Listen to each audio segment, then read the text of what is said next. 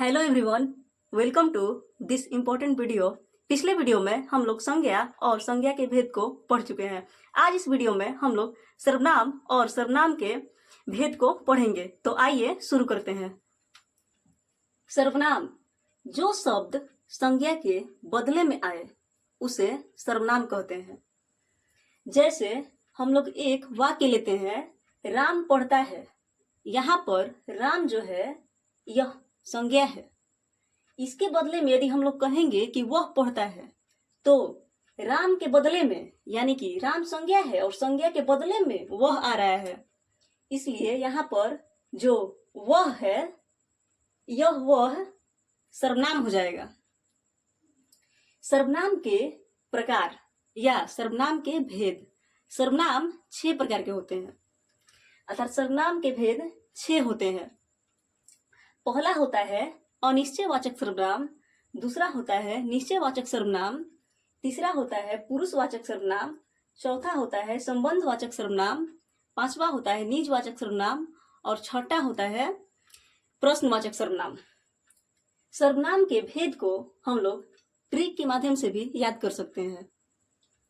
इसका ट्रिक है अनाप शनाप।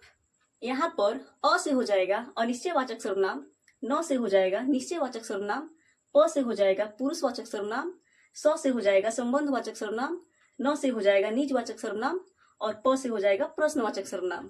हम लोग एक एक करके 6 प्रकार के जो भेद हैं उसके डिफिनीशन को समझेंगे। तो पहला सर्वनाम है अनिश्चयवाचक सर्वनाम। जिस सर्वनाम से किसी निश्चित वस्तु या व्यक्ति का बोध न हो उसे अनिश्चयवाचक सर्वनाम कहते हैं। जैसे कोई कुछ। इसको विस्तृत रूप से समझने के लिए हम लोग एक वाक्य लेते हैं। जैसे कोई आया था, कोई आया था। यहाँ पर यह निश्चित नहीं है कि कौन आया। कोई आया था, यहाँ पर निश्चित नहीं है कि कौन आया, इसलिए कोई जो है यह हो जाएगा अनिश्चयवाचक सर्वनाम। दूसरा सर्वनाम है निश्चयवाचक सर्वनाम। जिस सर्वनाम से किसी निश्चित वस्तु या व्यक्ति का बोध हो उसे निश्चयवाचक सर्वनाम कहते हैं। जैसे यह, वह, ये, वे इत्यादि।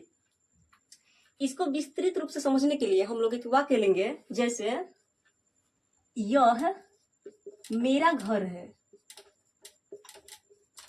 यहाँ पर निश्चित है कि यह मेरा घर है, इसलिए यह वाला यह जो है हो जाएगा निश्चयवाचक सर्वनाम। तीसरा है पुरुषवाचक सर्वनाम। जिस सर्वनाम से पुरुष या व्यक्ति का बोध हो उसे पुरुषवाचक सर्वनाम कहते हैं। ये 3 प्रकार के होते हैं, उत्तम पुरुष, मध्यम पुरुष, अन्य पुरुष।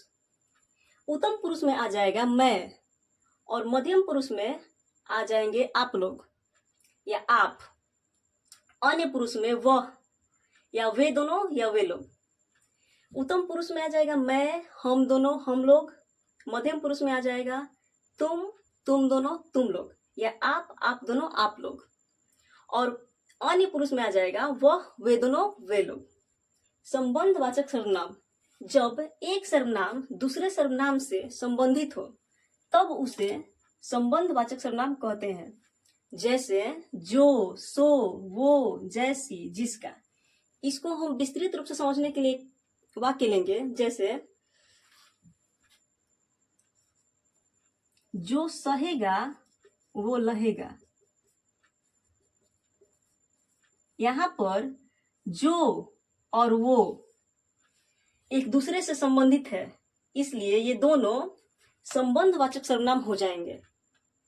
इसका एग्जाम्पल और हो जाएगा कि जैसी करनी वैसी भरनी। यहाँ पर जैसी और वैसी संबंधवाचक सर्वनाम हो जाएगा। अगला है, पांचवा है निजवाचक सर्वनाम।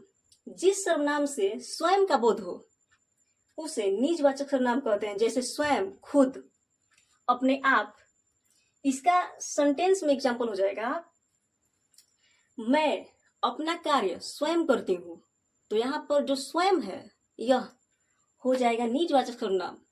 या आप लोग अपना टोटल कार्य खुद करते हैं, तो यहाँ पर जो खुद है वो हो जाएगा निजवाचक सर्वनाम। छठा सर्वनाम है प्रश्नवाचक सर्वनाम। जिस सर्वनाम से प्रश्न का बोध हो उसे प्रश्नवाचक सर्वनाम कहते हैं। जैसे क्या, कौन, कब, कहाँ इत्यादि। इसका सेंटेंस में एग्जाम्पल हो जाएगा, यानी कि वाक्य में एग्जाम्पल हो जाएगा, तुम्हारा क्या नाम है या आपका क्या नाम है। यहाँ पर जो क्या है वह प्रश्नवाचक सर्वनाम हो जाएगा। तुम कब पढ़ते हो, तो इसमें जो कब है वह हो जाएगा प्रश्नवाचक सर्वनाम। आशा करती हूँ आप लोगों को सर्वनाम के बारे में समझ में आया होगा।